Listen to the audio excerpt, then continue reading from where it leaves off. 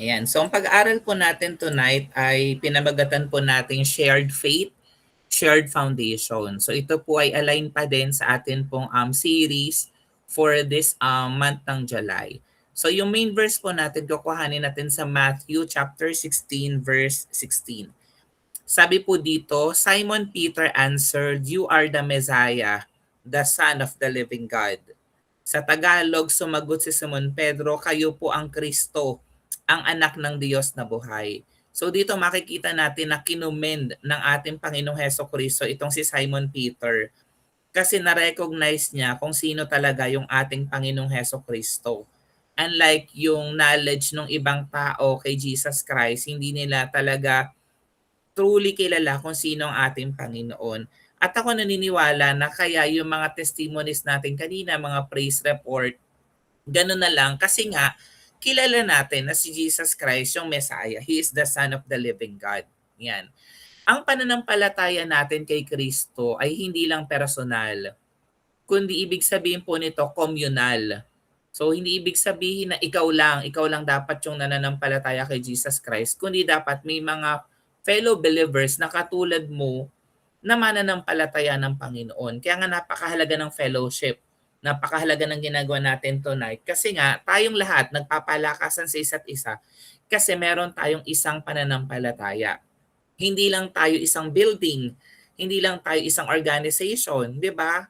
Regardless kung tayo po ay nasa physical church natin or tayo po ay nasa online, we can praise the Lord, we can worship the Lord, we can pray unto God. Tayo po isang people na tinawag para manindigan sa katotohanan ng Diyos araw-araw. At yun yung gusto kong emphasize dito. Kailangan naninindigan ka talaga sa katotohanan, sa pananampalataya na meron ka kay Jesus Christ araw-araw. It's a decision. You have to decide it. Regardless kung wala ka sa mood, regardless kung feeling mo, sabi kanina, nag-iintay ka for too long, di ba? Ang tagal natin nag-iintay, pero bakit ganun wala pa rin? Pero it's a matter of choice. It's your decision na manindigan ka sa katotohanan na tinanggap natin mula sa Panginoon. Sa New Covenant of Grace, ang faith ay gift ng Holy Spirit. At ito yung nagbubuklod sa atin bilang isang pamilya ng Diyos. 'Di ba? Kahit na tayo, hindi talaga tayo magkakapatid in the physical, pero we are brothers and sisters in Christ, in spirit and in truth. So tayo pa ay family of God. We are part of the body of Christ. Pinagbuklod tayo sa isang pananampalataya at yun po ay regalo ng banal na spirito. Hindi dahil sa sarili nating effort, sa sarili nating kakayahan or kagustuhan, kundi ito po ay regalo. Yung pananampalataya na meron ka, it's also a gift from God. Sa panahon ni Jesus, makikita natin dito na maraming iba't ibang pananaw kung sino siya. Kasi yung mga Old Testament people before, inaaral talaga nila yung salita ng Diyos at ang kilala nila doon yung mga prophets, mga teachers, Elijah, 'di ba? Kilala nila 'yan.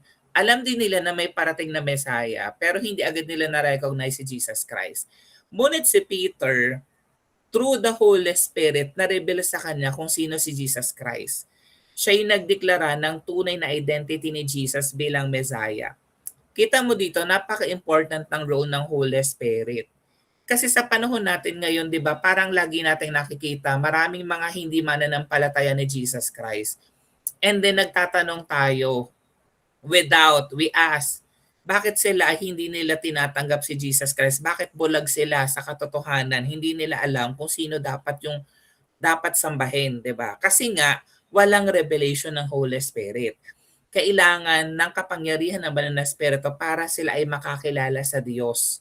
Ganon din yung nangyari sa bawat isa po sa atin, kaya tayo narito tonight. Kasi lahat po tayo, may revelation ng Holy Spirit sa atin kung sino talaga si Jesus Christ. Ang declaration na ito ang naging foundation ng church. Hindi sa tao, kundi sa truth na si Kristo ang Son of the Living God. Sa New Covenant, ang church ay binubuo ng mga taong may shared faith, hindi ng physical structures. 'Di ba yan? Sabi ko nga katatapos ko lang sa Book of Acts.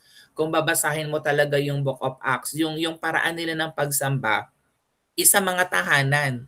Nagagather sila para mga small groups, mga Bible studies. Ganun yung ginagawa nila to honor, to worship God. Wala silang physical structure. Pero they are united. Bakit? Kasi meron silang shared faith. Pare-pareho yung kanilang pinaniniwalaan kundi yung ating Panginoong Heso Kristo. Yung main message po ng ating pag-uusap tonight, tandaan natin, Jesus is God. Hindi lang po siya Savior ng buhay natin, siya po ay Lord. He is the Son of the living God. And He is our Savior, our Lord. He reveals Himself to us not by our own accord, but by the power of the Holy Spirit at work in our lives every day. So we have to recognize the power of the Holy Spirit in our possession to always be in the position to receive from Him. Ganda nung last framing, no? Dapat lagi tayong nasa sitwasyon, nasa isang posisyon na laging handa tayong tumanggap mula sa Kanya. 'Di ba? So dapat willing tayong magpaturo, willing tayong magpa-review kung kailangan tayong i-review, willing tayong magpatama kung kailangan tayong itama ng Panginoon. Tatlong bagay ang gusto kong iwanan sa atin tonight before we pray. Number one, faith revealed by the Spirit. Di ba ang sagot ng Panginoon sa kanya sa Matthew 16 verse 17, "Blessed are you, Simon, son of Jonah, for this was not revealed to you by flesh and blood, but my Father in heaven." Yan, sinabi sa kanya ni Jesus, "Pinagpala ka, Simon na anak ni Jonas, sapagkat ang katotohanan ito'y hindi inihayag sa iyo ng sino mang tao, kundi ng aking Ama na nasa langit." Kasi during that time, syempre, hindi pa naman dinidispense talaga si Holy Spirit, 'di ba? Holy Spirit was dispensed nung si Jesus Christ ascended sa heaven, and it happens dun sa Pentecostes. Kaya dito, dun sa time with Simon Peter, it was actually the Father who revealed kung sino talaga si Jesus Christ, 'di ba? Sa panahon natin, it's the Holy Spirit na po working in us. Paul's conversion, makikita natin sa Acts chapter 9, hindi niya nakilala si Jesus by intellect, 'di ba? Kundi by revelation. Kasi kung pag-aaralan mo yung buhay ni Pablo, matalino siya eh. 'Di ba? Napakatalino niyang tao, napaka-talented, 'di ba? Pero hindi na reveal sa kanya yung identity ni Jesus Christ dahil siya ay magaling or mahusay. Basahin natin yung Gawa 9:3 to 9. Naglakbay si Saulo papuntang Damasco, at nang siya'y malapit na sa lungsod, biglang kumislap sa paligid niyang isang nakakasilaw na liwanag mula sa langit. Natumba siya sa lupa at narinig niya isang tinig na nagsasabi, "Saulo, Saulo, bakit mo ako inuusig?" Siyempre alam natin yung story na to, nasa Acts na to. Si Jesus Christ, He rose again from the dead already, ascended sa heaven. So nasa heaven na si Jesus Christ. "Sino kayo, Panginoon?" tanong niya. "Ako si Jesus ang iyong inuusig," tugon ng tinig sa kanya. "Tumayo ka't pumasok sa lungsod at do'y sasabihin sa iyo kung ano ang dapat mong gawin." Natigilan at hindi makapagsalita ang mga kasama ni Saulo nang marinig nila ang tinig, ngunit wala naman silang makitang nagsasalita. Tumayo si Saulo at pagmulat niya ay hindi siya makakita, kaya't siya'y inakay na makasama niya at dinala sa Damasco. Hindi siya nakakita sa loob ng 3 araw at hindi rin siya kumain ni uminom. At kung babasahin pa po natin yung Acts 9 onwards, makikita natin na na-born again talaga itong si Saulo na naging Pablo, 'di ba? Na-convert siya. Na dati persecutor ng mga Christians, ngayon siya na yung nagpapahayag ng salita ng ating Panginoon. So dito ang lesson dito, it was the Holy Spirit who revealed that kind of faith to Paul. That's the same Spirit na nag-reveal sa atin kung sino si Jesus Christ. So ang tunay na faith ay hindi galing sa sariling effort, kundi sa work ng Holy Spirit. Hindi pine-perform, 'di ba, yung pananampalataya. Hindi it's a matter of performance, kundi it's a matter of obeying unto God or being dependent unto God. Kasi yung Holy Spirit ang magre-reveal sa atin kung sino yung ating Panginoong Heso Kristo. Yung point number 2 po natin, faith as the foundation of the church. Diba, binanggit ito sa Matthew chapter 16 verse 18, "On this rock I will build my church.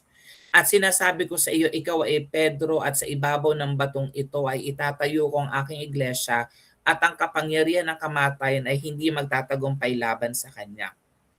So yung pundasyon ng pananampalataya or pundasyon ng simbahan natin, ito man po ay in the physical or kung ano mang denomination, faith po. Even the early believers in Acts chapter 2, they devoted themselves to the apostles' teaching and fellowship. 'Di ba sabi dito sa Gawa 2:46 to 47, araw-araw sila'y nagkakatipon sa templo, nagpipira-piraso ng tinapay sa kanilang mga tahanan na masaya at may malinis na kalooban. Nagpupuri sila sa Diyos at kinalulugdan sila ng lahat ng tao at bawat araw ay dinaragdag sa kanila ng Panginoon ang mga inililigtas. 'Di ba makikita natin yung importance ng fellowship. Imagine ginagawa nila yung pananalangin, pagpupuri, pagsamba, breaking of the bread, 'di ba? From house to house at araw-araw. At habang ginagawa nila yun, hindi nila tinitingnan na it's a burden. Nasalit na ipagpahinga ko na umuulan ngayon, bumabagyo ngayon, may prayer meeting pa, 'di ba? Kundi merong joy, 'di ba? And then andun yung pagbabago, andun yung transformation sa kanilang mga buhay. Sabi nagpupuri sila sa Diyos, loving God, at kinalulugdan sila ng tao, loving others, 'di ba? Napakamahalaga po niyan. Hindi po pwede na magkahiwalay 'yon na mahal mo ang Diyos, hindi mo mahal ang kapwa mo, or mahal mo yung kapwa mo pero hindi mo mahal yung Diyos. And then because of that, dahil na-imbibe nila yung tunay na value, yung tunay na genuinity ng Christianity, bawat araw dinaragdag sa kanila ng Panginoon ang mga inililigtas. Take note ha, ang nagdaragdag ng mga kaluluwa, ang nag-aakay ng mga kaluluwa sa simbahan, sino? Yung ating Panginoon.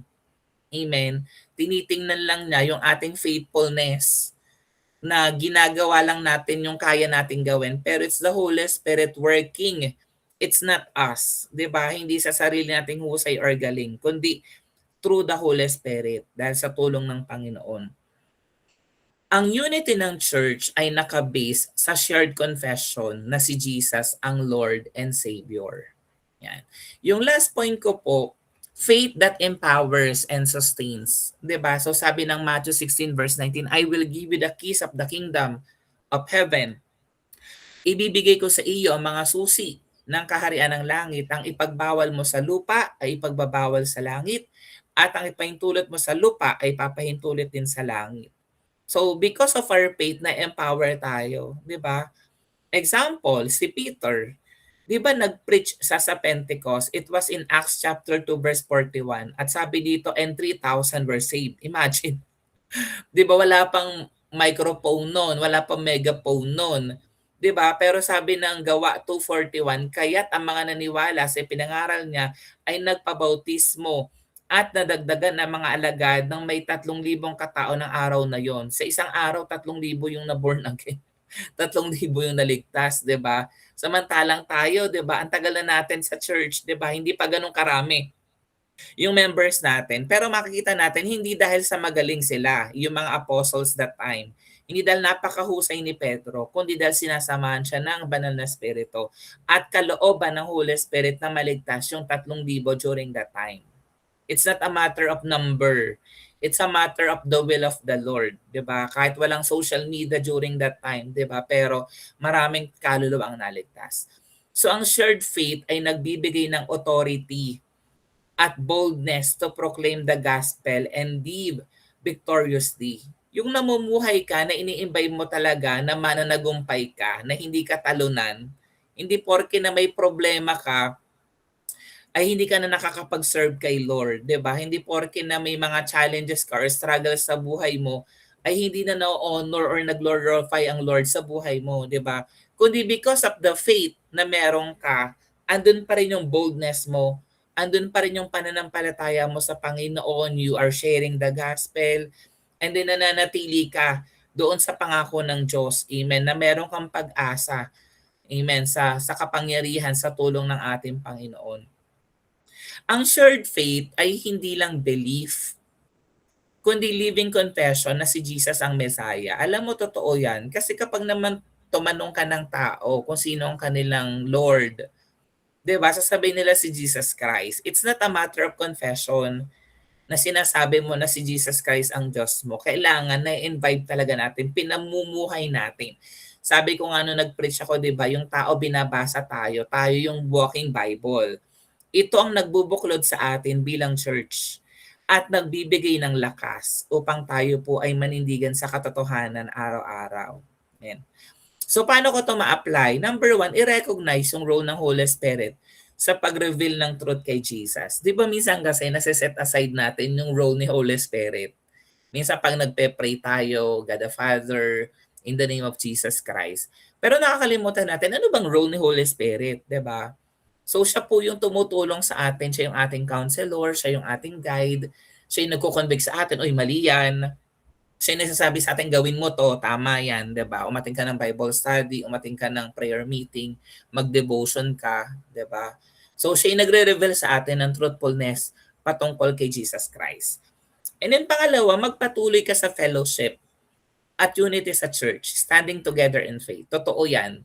Parang baga sa apoy, alisin mo yung baga sa apoy, ano mangyayari dun sa baga? Di ba mamamatay siya?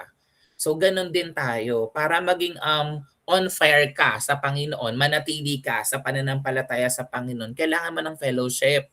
We need one another. Even as pastors, kailangan namin ng fellowship with co-believers in Christ. Diba? We should be united. We have to stand together in faith. We pray for one another. And then i-share natin yung faith sa iba. Hindi lang sa salita, kundi sa gawa. So minsan nga mas powerful pa yun eh, na without them asking them to attend the church, 'di ba? To share them the word of God. Pero kung pinapakita mo talaga na ikaw kamukha mo si Kristo, so you are already sharing your faith to others and you are encouraging people as well to go to God, 'di ba? Na nakilalanin si Jesus na Panginoon tagapagligtas sa kanila pong buhay. So ang challenge po sa atin tonight, kung tunay na si Jesus ang Messiah sa buhay mo, ipakita ito sa pamamagitan ng shared faith, sa unity, sa boldness, at sa daily obedience. Panginoon, salamat Lord na truly tinuruan niyo po kami about our shared faith. Salamat Panginoong Jesus na kayong aming Panginoon, kayong aming tagapagligtas, at dalangin namin Lord God na in unity, in boldness, in daily obedience, patuloy nga na ma-imbibe namin, maipakita namin Panginoon yung aming shared faith also to other people as well para sila man din po kilalanin ka na Panginoon, tagapagligtas ng kanila pong buhay. Sa inyo Lord, papurit pagsamba sa pangalan ni Jesus. Amen.